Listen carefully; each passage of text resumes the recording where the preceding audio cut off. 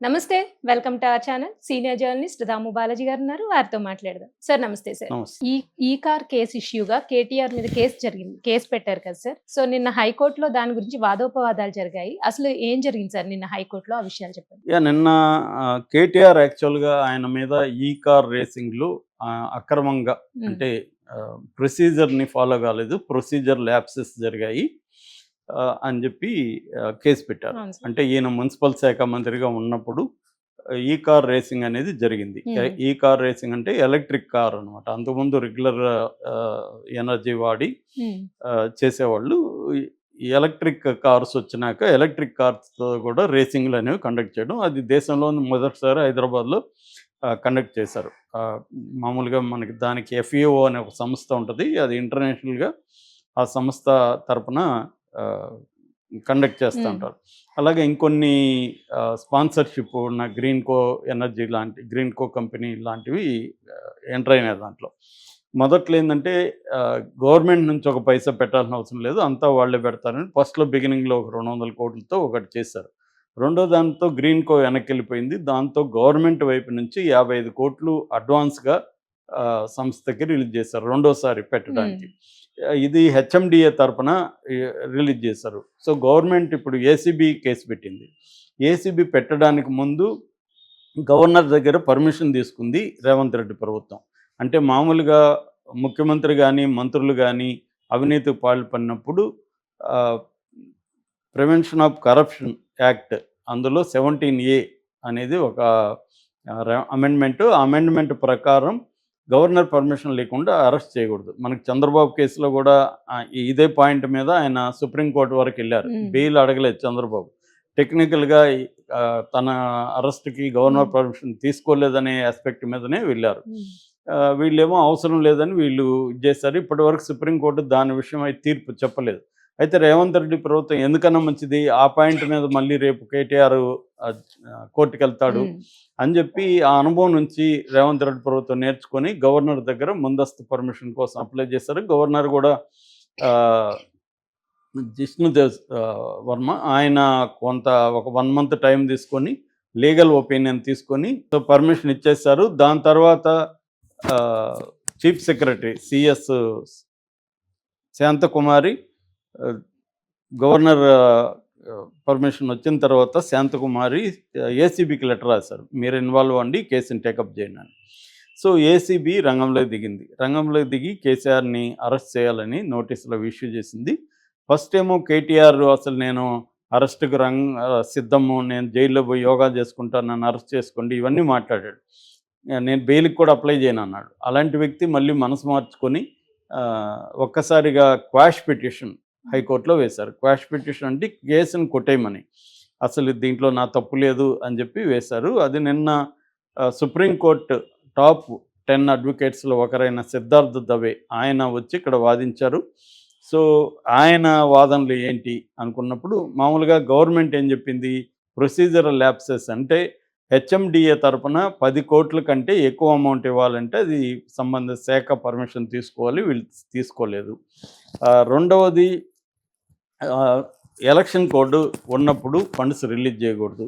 మూడవది foreign fund foreign కరెన్సీలు పౌండ్స్‌లో హ్మ్. వీళ్ళు పే చేశారు. పౌండ్స్‌లో చేస్తున్నప్పుడు సెంట్రల్ గవర్నమెంట్ పర్మిషన్ తీసుకోవాలి. అవేమీ తీసుకోలేదు.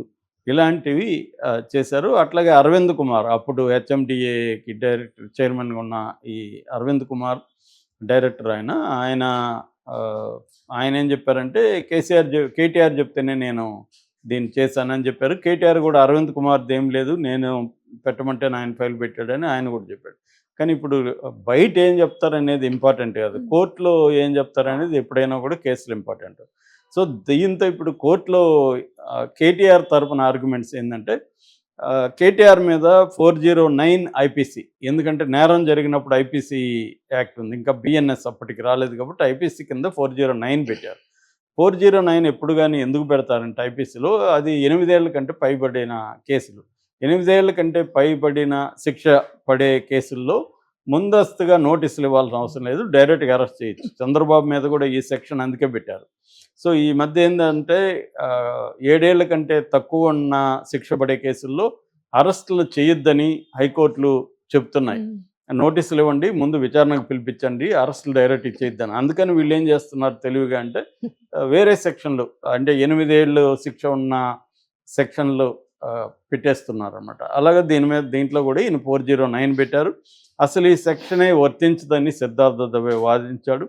ఎందుకంటే ఈయన మున్సిపల్ శాఖ మంత్రిగా ఉన్నాడు. మున్సిపల్ శాఖ మంత్రిగా ఉన్నప్పుడు ఒక ఈవెంట్ జరిగింది. ఈవెంట్ కండక్టర్స్కి ఈయన డబ్బులు పే చేశాడు. ఒక మంత్రిగా ఫైలు మీద సంతకం పెట్టడమే ఆయన చేసిన తప్పు అయితే, దేశంలో అనేక శాఖల్లో మంత్రుల మీద కేసులు పెట్టాలి. ఎందుకంటే ఒక మంత్రిగా ఆయన కర్తవ్యం ఏంటంటే జరిగింది. ఫండ్స్ కూడా ఆయనేమి పర్సనల్గా వాళ్ళకి ఇచ్చేయలేదు, త్రూ బ్యాంకింగ్ ఛానల్స్ గుండానే వెళ్ళాయి.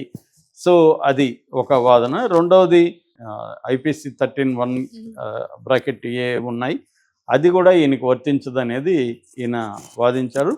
అట్లాగే ఇంకొక పాయింట్ కూడా ఈయన లేవదీసింది ఏంటంటే, ఈయన ఇచ్చాడనేమో డబ్బులు ఈయన మీద కేసు పెట్టారు, తీసుకున్న వాళ్ళ పేరు కూడా రాయలేదు. ఎఫ్ఐఆర్లో తీసుకున్న ఫారిన్ ఏజెన్సీ అన్నారు కానీ వాళ్ళ పేరు కూడా మెన్షన్ చేయలేదు. మరి అప్పుడు హైకోర్టు కలుగు చేసుకొని ఎవరు తీసుకునింది వాళ్ళ ఏజెన్సీ పేరు ఏమని అడిగితే అప్పుడు ఎఫ్ఈఓ అని చెప్పారు. దాని తర్వాత మరి వాళ్ళని ఎందుకు చేర్చలేదని కూడా హైకోర్టు అడిగింది. మామూలుగా ఇక్కడ ఏంటంటే 2 పార్టీలు ఇచ్చిన వాళ్ళని తీసుకున్న వాళ్ళని ఇద్దరిని చేరుస్తారు కదా, వాళ్ళని ఎందుకు చేర్చలేదు అంటే ఇక్కడ కూడా ప్రధానంగా టెక్నికల్ ఆస్పెక్ట్స్ మీదనే వెళ్తున్నట్టు కనబడుతుంది. అసలు ఈ సెక్షన్లు కేటీఆర్కి వర్తిస్తాయా లేదా, కేటీఆర్ నేరం చేసినట్టు ప్రైమా ఫేసి ఎవిడెన్స్ ఉందా, ఇందులో అవినీతి జరిగినట్టు ప్రైమా ఫేసి ఎవిడెన్స్ ఉందా అనేదే ప్రధానంగా నిన్న ఆర్గ్యుమెంట్స్. అట్లాగే ఎలక్షన్ కోడ్ ఉన్నప్పుడు కొత్తగా విధానపరమైన నిర్ణయాలు కానీ కొత్త పథకాలు కానీ అనౌన్స్ చేయకూడదని ఉంది తప్ప, ఆల్రెడీ ఉన్న పథకాలకు సంబంధించి డబ్బు రిలీజ్ చేయకూడదని ఎలక్షన్ కోడ్లో లేదనేది కూడా సిద్ధార్థ దవే తీసుకొచ్చాడు. ఇది ఆల్రెడీ జరిగింది ఒక దఫా, రెండో దఫా జరగడానికి కూడా ఒప్పందం అయిపోయింది. ఒప్పందం అయిపోయిన తర్వాత అడ్వాన్స్గా వాళ్ళకి డబ్బులు రిలీజ్ చేశారు. దానికి ఎలక్షన్ కోడ్కి ఏమీ ఇబ్బంది లేదు, సో అదేమీ అడ్డు రాదు అనేది కూడా ఆయన గట్టిగానే ఆర్గ్యూ చేశారు. సో ఈ ఛానల్స్ ద్వారా వెళ్ళడం, ఈయనకి డబ్బులు ముట్టిందని కూడా వాళ్ళు ప్రైమా ఫేసిలో ఎఫ్ఐఆర్లో కానీ ఎక్కడ రాయలేదు కేటీఆర్కి డబ్బులు ముట్టిందని. సో బేసిక్గా ఏంటంటే ఇది ప్రాపర్గా ప్రోటోకాల్స్ని పాటించలేదు, ప్రొసీజరల్ ల్యాప్సెస్ జరిగాయి అనేది ఉంది. ప్రొసీజర్ ల్యాప్సెస్ ఏమి జరగలేదు. మంత్రిగా తన ముందుకు వచ్చిన ఫైల్ మీద సంతకం చేశారు ఆయన. ఆ ఫైల్లో ఏముంది, అడ్వాన్స్ ఇవ్వాలని ఉంది, అడ్వాన్స్ ఇచ్చారు. ఇప్పుడు హెచ్ఎండిఏ 10 కోట్ల కంటే ఎక్కువ ఇవ్వాలా లేదా, అది హెచ్ఎండిఏ బాధ్యత తప్ప ఈయనది కాదు. సో ఈయనకి సంబంధం లేదు, అది హెచ్ఎండిఏ మీద తప్పు అవుతుంది. ఒకవేళ హెచ్ఎండిఏ 10 కోట్ల కంటే ఎక్కువ ఇవ్వకూడదు అనే రూల్ ఉంటే అది హెచ్ఎండిఏ బాధ్యత అవుతుంది, కానీ మంత్రి బాధ్యత ఎందుకు అవుతుంది? సో మంత్రికి ఏంటంటే ఇది ఇస్తున్నారా లేదా, ప్రాపర్గా వెళ్తుందా లేదా అనేది చూసుకొని ఫైల్లో సంతకం చేశారు. ఒక ఐఏఎస్ ఆఫీసర్ ఇచ్చి ఫైల్ పెట్టినప్పుడు మంత్రులు అనేక ఫైల్స్ మీద సంతకాలు పెడుతుంటారు. సో ఏదైనా తప్పు ఉంటే మంత్రి ఏమన్నా ఆదేశించుండి ఐఏఎస్ ఆఫీసర్ తను వద్దని ఏమన్నా రాసి ఉంటే, ఇప్పుడు అరవింద్ కుమార్ ఇది ఇలా ఇవ్వడం కరెక్ట్ కదా అని రాసి ఉంటే ఫైల్లో, అప్పుడు ఈయన సంతకం పెడితే ఈ తప్పు అవుతుంది, కానీ అదేమీ లేదు. సో అనేది వీళ్ళు ఆర్గ్యూ చేశారు. సో ఇప్పుడు ఇరువర్గ ఏసీబీ తరఫున కౌంటర్ ఏమని కూడా అడిగారు, ఏసీబీ తరఫున కూడా కౌంటర్ వేశారు. మరి ఇప్పుడు దీని మీద క్వాష్ పిటిషన్ మీద ఏం జరుగుతుందనేది చూడాలి. అంటే క్వాష్ పిటిషన్ ఓకే చేసి కేసును కొట్టేస్తారా, ఈయనకి ప్రైమా ఫేసి ఎవిడెన్స్ లేదు కేటీఆర్ మీద అని కొట్టేస్తే అప్పుడు ఏసీబీ కూడా సుప్రీంకోర్టుకు కూడా వెళ్ళే అవకాశం ఉంది. ఒకవేళ కొట్టకపోతే సిద్ధార్థ దవే తరఫున మళ్ళీ వీళ్ళు కేటీఆర్ కూడా సుప్రీంకోర్టుకి వెళ్ళే అవకాశం ఉంది. ఎందుకంటే ఈయన అరెస్ట్ అయ్యే అవకాశాలు ఉన్నాయి, అరెస్ట్ కానికుండా చూసుకుందాం అనేది కేటీఆర్ వైపున ఉన్నారు. కానీ రేవంత్ రెడ్డి ఏమో ఖచ్చితంగా దీంట్లో అరెస్ట్ చేయాలని ఉంది, ఇది ఒక భాగం. రెండవది ఈడీ కూడా ఎంటర్ అయింది దీంట్లో, ఎన్ఫోర్స్మెంట్ డైరెక్టరేట్ ఎంటర్ అయింది. అంటే ఇక్కడ ఏంటంటే మనం పొలిటికల్గా చూసినప్పుడు రేవంత్ రెడ్డికి మోడీకి కామన్ ఎనిమి ఎవరు, బీఆర్ఎస్. తెలంగాణలో బీఆర్ఎస్ని బలహీనపరిస్తే ఆ ప్లేస్లోకి తాము రావాలని బీజేపీ కూడా భావిస్తుంటుంది. అందుకనే ఆల్రెడీ బీజేపీ బీఆర్ఎస్ కొంత బలహీనపడింది. ఎమ్మెల్యే ఎన్నికల కంటే కూడా ఎంపీ ఎన్నికల్లో ఇంకా బలహీనం కనిపిస్తుంది. కేసీఆర్ దాదాపు 1 year రాకపోవడం, ఒక ప్రాంతీయ పార్టీ నాయకుడు ఆయన, ఆ పార్టీకి సుప్రీం లీడరు, ఆయన బయటికి రాకుండా 1 year అయిపోయింది. సో దాన్ని బట్టే వాళ్ళు బలహీనంగా ఉన్నారు అనేది అర్థమవుతుంది. సో దీన్ని తొక్కేయాలని సెంట్రల్ కూడా గవర్నమెంట్ కూడా ఎంటర్ అయింది. ఎందుకంటే ఏసీబీ కంటే కూడా